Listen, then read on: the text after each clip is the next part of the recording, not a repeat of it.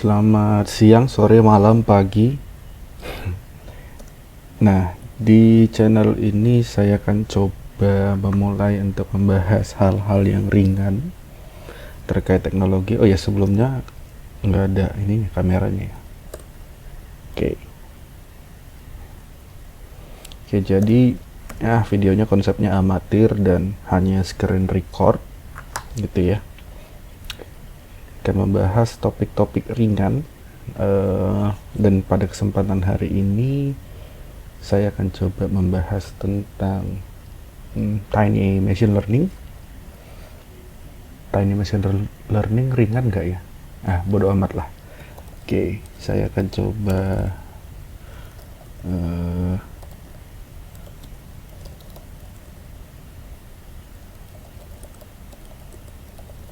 saya akan coba ntar buka text editor dulu.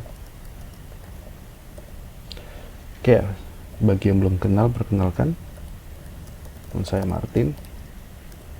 Anda akan bisa menemukan saya di internet dengan username mctosima, dan jika Anda ingin berkirim pesan bisa melalui mctosima@gmail.com. Dan hari ini saya akan membahas tentang TinyML dan Nano BLE Sense 33. Apa itu? Jadi ceritanya, saya baru saja membeli sebuah produk yang namanya adalah Nano BLE Sense 33. Bentuknya seperti ini. Kalau silau kira-kira seperti ini.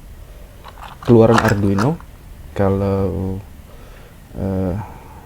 Anda mau membelinya, mungkin bisa melihat dulu spesifikasinya di Arduino Nano.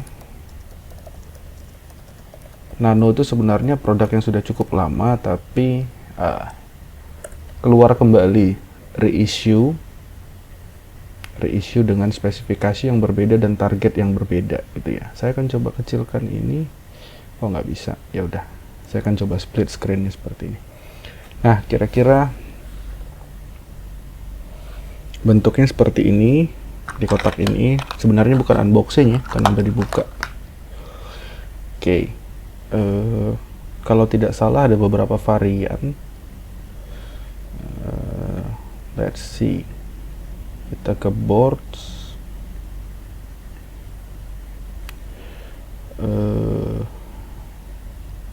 Jadi ada nano doang yang biasa, nano every with headers, lalu ada 3333 BLE sense.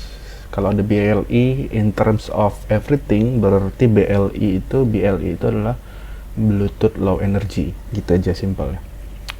Lalu ada 33 BLE tanpa sense, dan ada 33 IoT. Ada lagi Nano 33, ini hanya beda di headernya aja gitu ya. Yang saya beli adalah yang ini sebenarnya, dapat headernya, cuman belum terpasang, belum disolder gitu. Apa bedanya si BLE dan BLE Sense dan 33 IoT gitu ya. Kalau BLE, kalau ada istilah BLE-nya, kalau ada istilah BLE, termsnya adalah Bluetooth Low Energy, artinya ada Bluetooth yang low energy.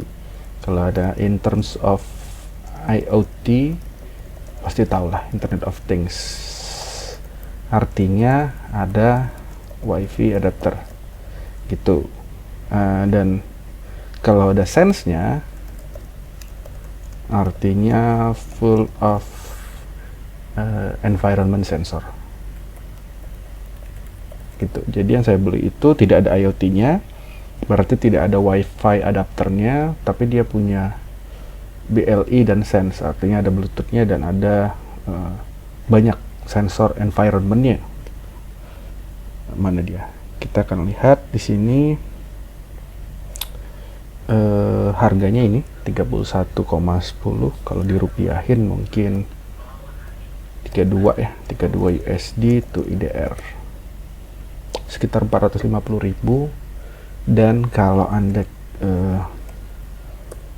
impor ke Indonesia karena di Tokopedia, di Shopee, Bukalapak barangnya nggak ada.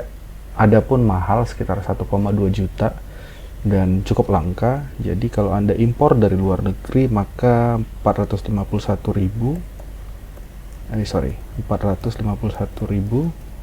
Anda harus tambahkan dengan sekitar 17%, sekitar 527 exclude ongkir.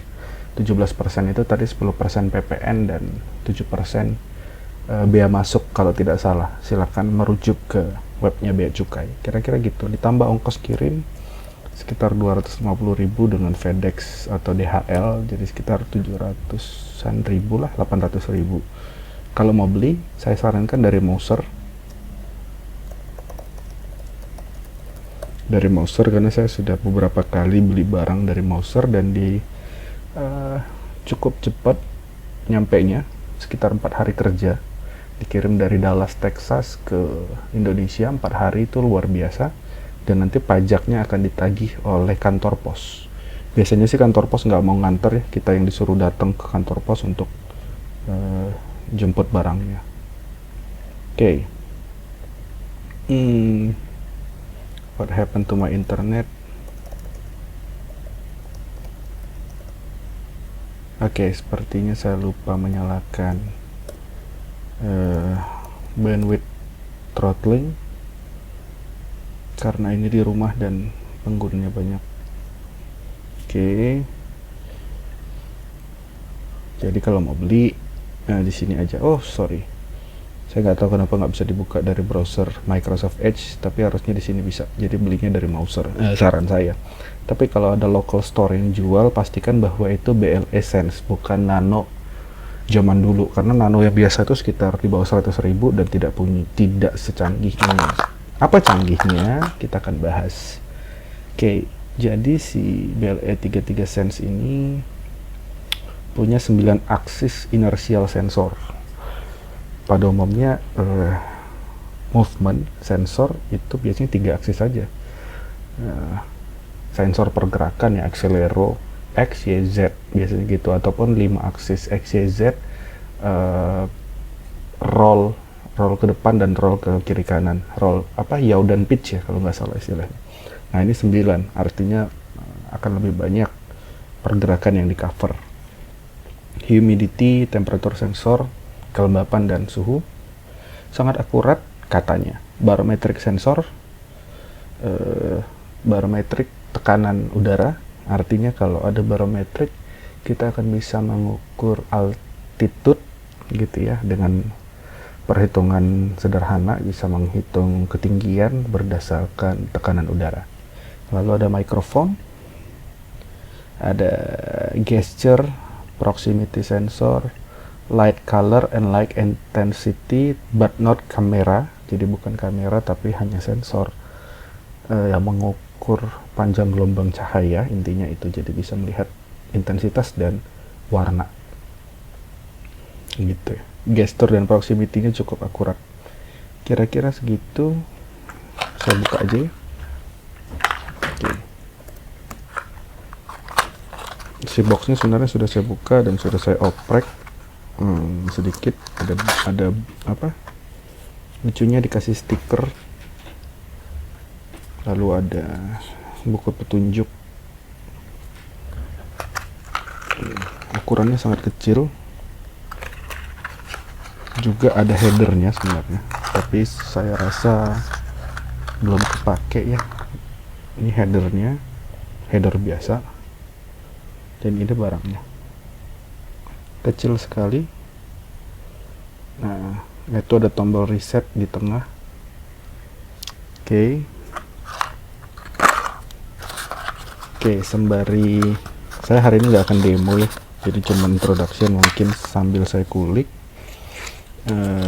Next time akan saya demoin. Kerennya adalah something cool about these things.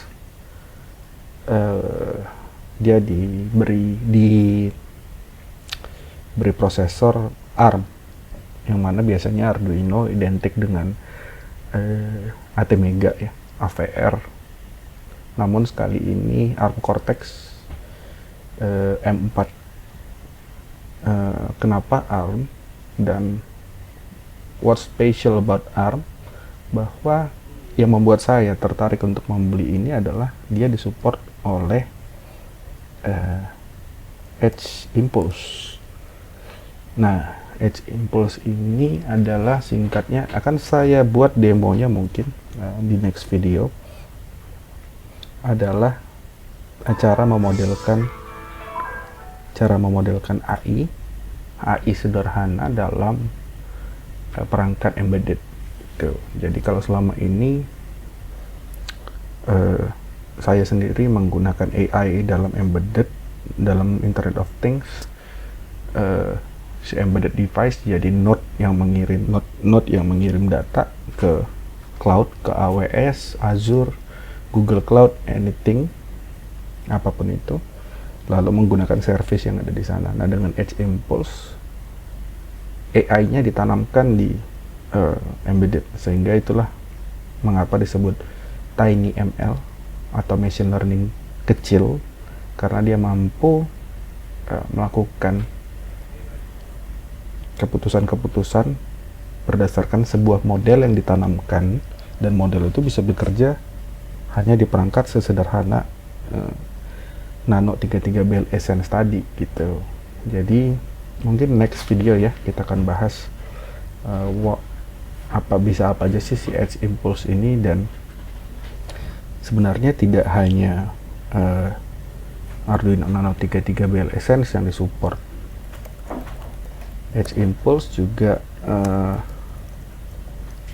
mendukung beberapa board lain.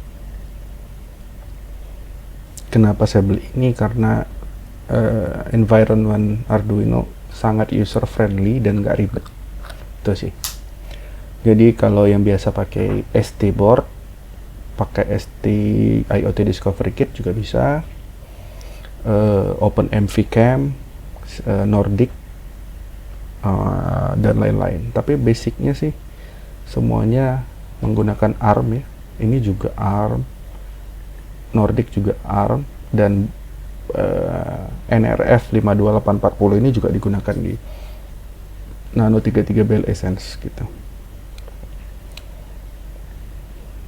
Kira-kira itu untuk hari ini. Mungkin kita akan ketemu di next video sambil saya kulik dulu alat ini, dan kita akan coba step by step untuk bagaimana sih mentraining sebuah impulse, sebuah kecerdasan buatan di alat sekecil ini. Terima kasih, sampai jumpa di video berikutnya.